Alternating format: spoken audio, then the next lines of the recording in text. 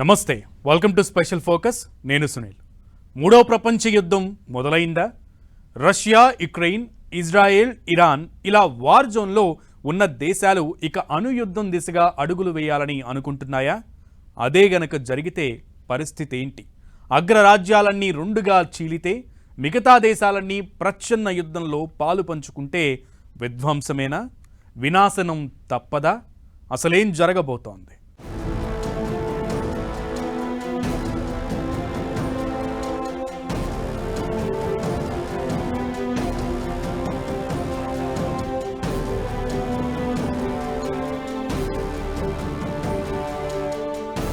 మూడో ప్రపంచ యుద్ధం దిశగా ఆల్రెడీ అడుగులు పడ్డాయా? థర్డ్ వరల్డ్ వార్ మొదలైందా? ప్రపంచ ఆర్థికవేత్తలు, పారిశ్రామికవేత్తల్లో ఇప్పుడు ఈ ఆందోళనలే భయాన్ని పెంచుతున్నాయి. ఆర్థిక రంగ నిపుణుడు JP Morgan Chase CEO Jamie Dimon హెచ్చరికలే ఇందుకు నిదర్శనం. Russia, Ukraine, Israel, Palestine, Iran మధ్య ఉన్న వార్ టెన్షన్స్ ముదిరి అణుయుద్ధాలకు తెరలేపితే ఇక వినాశనం తప్పదని అంటున్నారు. ఓవైపు రష్యా, యుక్రెయిన్ నువ్వెంతంటే నువ్వెంత అంటూ యుద్ధంలో మునిగిపోయాయి. దాదాపు 3 ఏళ్లుగా రష్యా, యుక్రెయిన్ మధ్య కమ్ముకున్న యుద్ధ మేఘాలు ఇంకా తొలగలేదు. ఇటు ఇజ్రాయెల్, పాలస్తీనా యుద్ధంలో హమాస్, హెజ్బుల్లాలు దిగడం, వీటికి ఇరాన్ కూడా మద్దతిస్తూ ఇజ్రాయెల్పై డైరెక్ట్ అటాక్ దిగుతోంది. దీంతో ఇజ్రాయెల్, పాలస్తీనా యుద్ధం కాస్త ఇజ్రాయెల్, ఇరాన్ యుద్ధంగా మారిపోయింది. 2 దేశాలు క్షిపణులతో దాడులకు దిగుతున్నాయి. దీంతో మిడిల్ ఈస్ట్ లో మంటలు చల్లారడం లేదు. ఇది కార్చిచ్చులా ప్రపంచాన్ని కమ్మేయబోతోందనేది రాజకీయ విశ్లేషకులు చెబుతున్న మాట. 2 దేశాల మధ్య వార్ కాస్త మూడో ప్రపంచ యుద్ధానికి దారితీస్తోందని JP Morgan Chase CEO Jamie Dimon చేసిన వ్యాఖ్యలు ప్రపంచవ్యాప్తంగా పెను ప్రకంపనల్ని సృష్టిస్తున్నాయి. మూడో ప్రపంచ యుద్ధం ఆల్రెడీ మొదలైందని, వరల్డ్ వైడ్ గా ఆయా దేశాల్లో నెలకొంటున్న ఉద్రిక్తతలు కంటి మీద కునుకు లేకుండా చేస్తున్నాయని, వార్ టెన్షన్ను మరింత పెంచబోతున్నాయని అంటున్నారు Jamie Dimon. Russia, Ukraine, Israel, Iran వీటి దగ్గరున్న అణ్వాయుధాలు పెనుముప్పుగా మారబోతున్నాయి. ఇజ్రాయెల్ దూకుడు, ఇరాన్ స్పీడ్ చూస్తుంటే అణ్వాయుధాలు, టెక్నాలజీ యుద్ధం దిశగా అడుగులు వేయబోతున్నాయని నిపుణులు అంచనా వేస్తున్నారు. రష్యా అధ్యక్షుడు పుతిన్ కూడా అణుయుద్ధానికి తెగబడుతామనేలా చేస్తున్న వ్యాఖ్యలు మరింత టెన్షన్ పెడుతున్నాయి. మరోపక్క మిడిల్ ఈస్ట్ లో పరిస్థితులను చాలా దేశాలు సునిశితంగా గమనిస్తున్నాయి. ఏ క్షణాన ఎలా ఉండబోతోందోనని ఇరాన్ తరహాలోనే ఆర్థిక శక్తి ఉన్న పలు దేశాలు అణ్వాయుధాలను భారీగా సమకూర్చుకుంటున్నాయి. అదను దొరికితే రష్యా, యుక్రెయిన్ పై న్యూక్లియర్ వెపన్స్ ప్రయోగించాలని చూస్తోంది. అమెరికా, బ్రిటన్లు యుక్రెయిన్ కు అణ్వాయుధాలు సమకూర్చేందుకు సిద్ధంగా ఉన్నాయి. ఇవే జరిగితే ప్రపంచంలోని పలు దేశాలు ఈ యుద్ధంలో ఉన్న దేశాలకు ఏదో ఒక వైపు నుంచి మద్దతిస్తాయి. అప్పుడు పరిస్థితి చేజారిపోయి ప్రచ్ఛన్న యుద్ధం తప్పదని అంటున్నారు. ముందుగానే మేల్కొనకపోతే, ఈ పరిస్థితులను వెంటనే అరికట్టకపోతే మూడో ప్రపంచ యుద్ధం మిగిల్చే విషాదం మామూలుగా ఉండదని జామీ డిమోన్ లాంటి ఆర్థిక నిపుణులు హెచ్చరిస్తున్నారు.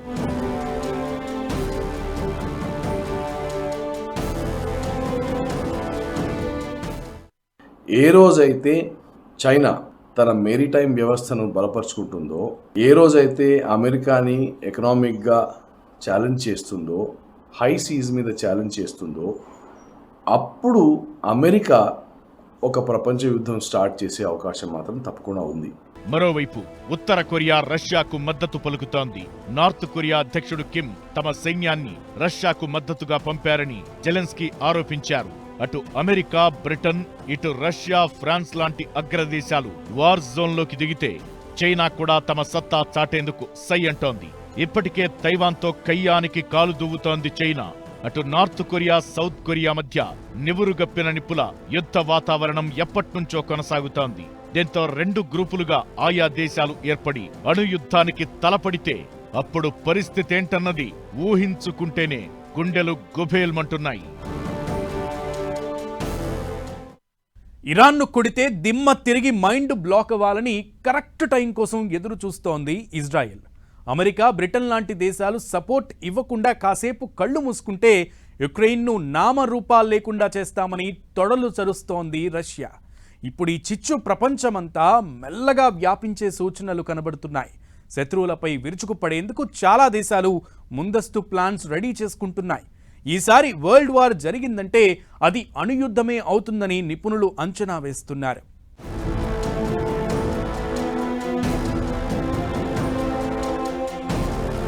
యుద్ధం దీనికి పెద్ద కారణం అవసరం లేదు. చిన్న ఇష్యూతో మొదలై పెను సవాళ్లకు దారితీస్తుంది. ఇది చరిత్ర చెప్పే సత్యం. ఇజ్రాయెల్ హమాస్ ఘర్షణలోకి ఇరాన్ ఎంట్రీతో సీన్ మారిపోయింది. హమాస్ కీలక నేత హనియను తమ దేశంలో వేసేయడం, హెజ్బుల్లా చీఫ్ నస్రల్లాను లేపేయడం ఇరాన్కు కోపం తెప్పించింది. ఇజ్రాయెల్ పై క్షిపణి దాడులకు దిగింది. దీంతో మిడిల్ ఈస్ట్ లో హై టెన్షన్స్ నెలకొన్నాయి.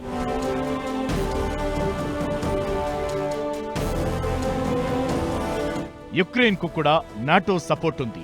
అమెరికా, బ్రిటన్ బ్యాక్ బోన్ లా నిలిచాయి. ఈ కోపంతో రగులుతున్న రష్యా అధినేత పుతిన్ ఇరాన్ కు సైనిక సాయం అందించేందుకు పెద్దగా ఆలోచించరు. రష్యా ఇరాన్ కు మద్దతుగా నిలిస్తే చైనా కూడా రంగప్రవేశం చేస్తుంది. డ్రాగన్ కంట్రీ డైరెక్ట్ గానో ఇండైరెక్ట్ గానో ఇరాన్ కు తోడుగా చేరే ఛాన్స్ ఉంది.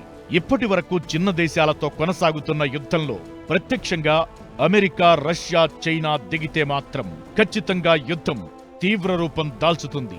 గాజాలో హమాస్ కు హెజ్బుల్లా, సిరియా, యెమెన్లోని హౌతీ, వెస్ట్ బ్యాంక్ లోని మిలిటెంట్లు సాయంగా ఉన్నాయి. ఇప్పుడు ఇరాన్ కూడా చేరింది. ఇరాక్ షియా మిలిటెంట్లు ఇజ్రాయెల్ కు వ్యతిరేకం. ఇరాన్ కు పక్కనే Bahrain, Qatar, Kuwait, Oman, Saudi, దుబాయ్లున్నాయి. ఇరాన్ కు ఈ దేశాలు మద్దతిస్తే ఆటోమేటిక్ గా వార్ తీవ్ర రూపం దాల్చుతుంది. గల్ఫ్ దేశాలన్నీ ఏకం కావాలని ఇప్పటికే ఇరాన్ సుప్రీం లీడర్ ఖమేనీ పిలుపునివ్వడంతో ఏ క్షణాన ఏం జరుగుతుందో చెప్పలేని పరిస్థితి.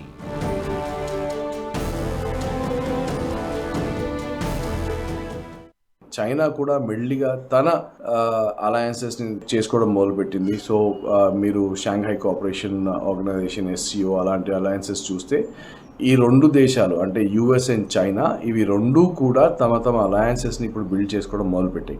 అమెరికా, బ్రిటన్తో పాటు Germany, Italy, Australia, Canada, New Zealand ఈ దేశాలన్నీ హమాస్ ను విమర్శిస్తూ ఇజ్రాయెల్ కు మద్దతు నిలిచేవే. ప్రచ్ఛన్న యుద్ధం అనివార్యమైతే రష్యాతో పాటు ఇరాన్, ఇరాక్, ఇతర గల్ఫ్ దేశాల్లో చమురు నిల్వలనే అమెరికా, ఇజ్రాయెల్, యుక్రెయిన్ లాంటి దేశాలు టార్గెట్ చేస్తాయి.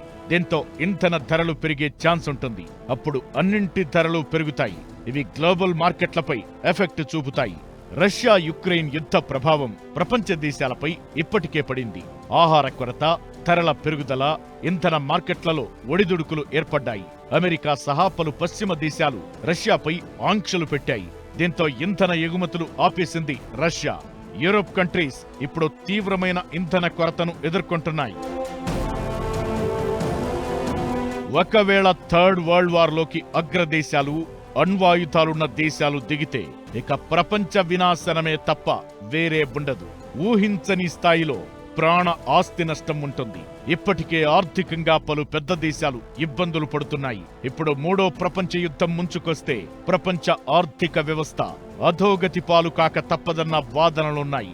ప్రపంచ ప్రగతి మరో 100 ఏళ్లు వెనక్కి వెళ్లినా ఆశ్చర్యం లేదని JP Morgan Chase CEO Jamie Dimon లాంటి ఆర్థిక నిపుణులు హెచ్చరిస్తున్నారు. ఈ జియో పొలిటికల్ టెన్షన్ ఆర్థిక, సామాజిక, సాంస్కృతిక, నాగరికత వినాశనానికి దారి తీస్తాయనేది ప్రతి ఒక్కరి ఆందోళన.